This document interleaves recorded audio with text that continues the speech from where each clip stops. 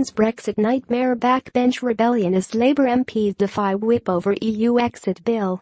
Questions are likely to be raised over the Labour leader's ability to manage his party after 19 MPs ignored his orders to abstain from voting in the bill, which was to repeal the European Communities Act 1972. The rebellion comes despite an estimated two-thirds to Labour constituencies demanding to leave the 28-state bloc in last year's referendum. Scrapping the act, which was ultimately approved by a majority of 250, means Britain is no longer automatically bound to European Union laws. The 19 Labour MPs were led by key Remainers such as Ben Bradshaw and David Lammy, see full list below. Brexiteers Frank Field, Kate Hoey and Graham Stringer were three Labour MPs also went against their leader. However, they voted with the government for repealing the act. Mr. Field was heckled by colleagues after telling them they needed educating over the fact most of their constituents voted to leave the EU. Labour's problems come as the Conservatives also suffered infighting. Anna Selbury led a rebellion against party whips.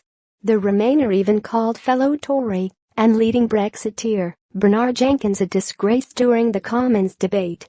Mr. Jenkins had said any MPs who voted for Article 50 but then do not want to fix the date are open to the charge that they don't want us to leave the European Union.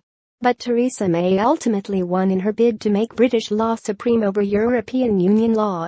The final regular vote was 318 to 68.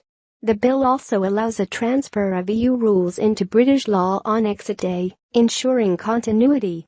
Yesterday was the first in 8 days of debates as MPs go through hundreds of pages of tabled amendments. Brexit Minister Stephen Baker said scrapping the 1972 Act could scarcely be more significant. He added, "It is a historic step in delivering our exit from the EU in accordance with last year's referendum. If we were not to repeal the Act, we would still exit the EU at the end of the Article 50 process from the perspective of EU law, but there would be confusion and uncertainty about the law on our own statute book. It would be unclear if UK or EU law took precedence. The status of new EU law would also be unclear." The main sticking point yesterday saw Remainers argue putting the date for Brexit into law was too restrictive, especially if trade talks with EU officials needed to be extended. The 19 Labour MPs who voted against the repeal were